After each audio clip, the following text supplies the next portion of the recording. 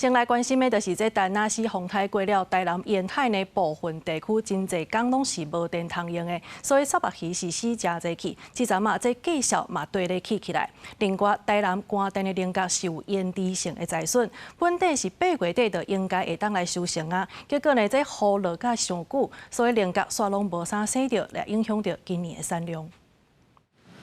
府城真出名的在地点心，浮水沙白鱼粿、加瓜姜丝，佮配乌醋，无论是在地人也是观光客，拢真兴这味。其中这拢是用沙白鱼落去做的。配合最近有摊贩咧反映，这阵进货成本一直咧起价，局面未堪折。那我们以片数来讲的话，一片都是正常60，它就变70，啊70它变80。那基本上现在可能以前买得到60的、70的。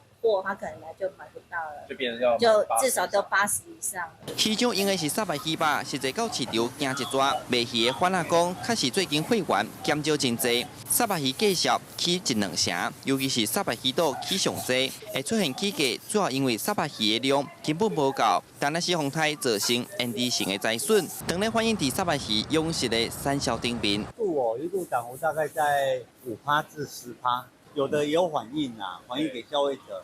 有的就是硬撑啊。许多渔民没有发电机，导致一些能够上市的虱目鱼死亡。那目前可能还在养殖的虱目鱼也还没达到上市的规格，所以就造成整个国内的产业链有断层的存在。另外，伫关电这菱角厂，这回嘛，互风台损害甲真食力。原本8月底陆续开花通满菱角，不过因为进前落1个月的雨，无出日头，致使今年菱角欠收，农民就望政府通有寡补助。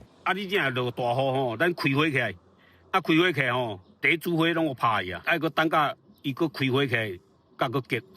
你开一间花哦，咱个爱40天到完个啊。天做大，今年热人风灾大雨，互农渔业拢害了了，延迟性的灾损嘛豆豆啊浮出来，灾后复原的脚步，恐惊无大家想的遮顺利。记者从台南采访报道。